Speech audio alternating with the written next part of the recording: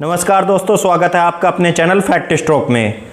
दोस्तों, एक बहुत बड़ी खबर भारत और चीन के लद्दाख क्षेत्र पर जारी विवाद से संबंधित आ रही है। चीन ने भारत पर दबाव बनाने के लिए बॉर्डर पर जो विवाद पैदा कर रखा है, उस पर भारत के जवाब से चीन ही दबाव में आ गया है। भारतीय सेना और राजनीतिक विशेषज्ञों की कूटनीति और मजबूती से चीन को आखिरकार पीछे हटने के लिए मजबूर होना पड़ा है। कल चीन के कुछ सैनिक पीछे हटे थे, लेकिन अब न्यूज़ निकल कर आ रही है कि राष्ट्रीय सुरक्षा सलाहकार अजीत डोभाल के दखल के बाद चीन ने अपनी सेना को गलवान घाटी समेत 4 इलाकों से लगभग 2.5 किलोमीटर पीछे हटा लिया है।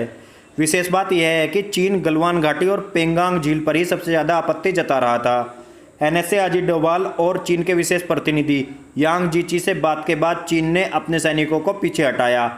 एक और महत्वपूर्ण खबर यह है कि आज मेजर जनरल स्तर की बैठक हो सकती है, जिसमें उन 3 या 4 मुद्दों पर बात होगी जिन पर अभी तक भारत और चीन की सहमति नहीं बनी। बाकी सारे मुद्दों पर 6 जून की बैठक में सहमति बन गई थी। भारत ने भी अपनी सेना को पीछे हटा लिया है, जिससे बॉर्डर पर आक्रामकता थोड़ी कम हुई है। दोस्तों, एक और मज़ेदार बात यह हुई है कि जो ग्लोबल टाइम्स परसों तक भारत को बार बार डराने की कोशिश कर रहा था, बड़े बड़े संपादकीय लिख रहा था कि चीन ने डोकलाम के बाद इतने हथियार सेना में शामिल कर लिए हैं, हल्के टैंक सेना में शामिल कर लिए हैं, वीडियोस डाल रहा था कि चीन की सेना बहुत कम समय में बॉर्डर पर पहुंच गई और युद्धाभ्यास कर रही है, भारत की सेना चीन के सामने टिक नहीं पाएगी। इस तरह के उल्टे सीधे लेख लिख रहा था। वो आज भारत पर प्यार बरसा रहा है।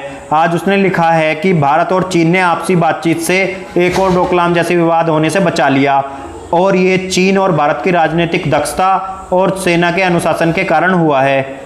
ग्लोबल टाइम्स चीन की सरकार के विचारों और प्रोपगेंडा को फैलाता है।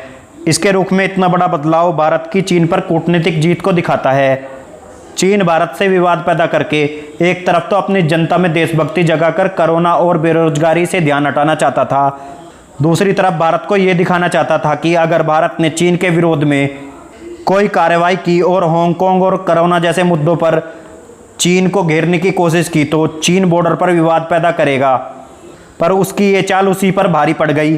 भारत के जबरदस्त पलटवार से चीन बैकफुट पर चला गया। पर अब चीन बॉर्डर विवाद से निकलना चाहता है और ऐसा रास्ता तलाश रहा है जिससे लगे कि चीन विवाद में कमज़ोर नहीं पड़ा।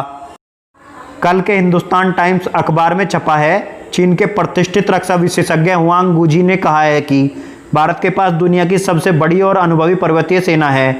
मॉडर्न वेपनरी मैगजीन के वरिष्ठ संपादक हुआंग ने कहा है कि पठार और पर्वतीय क्षेत्र में सबसे अनुभवी सेना न तो अमेरिका के पास है और न ही रूस के पास है, ये सेना भारत के पास है।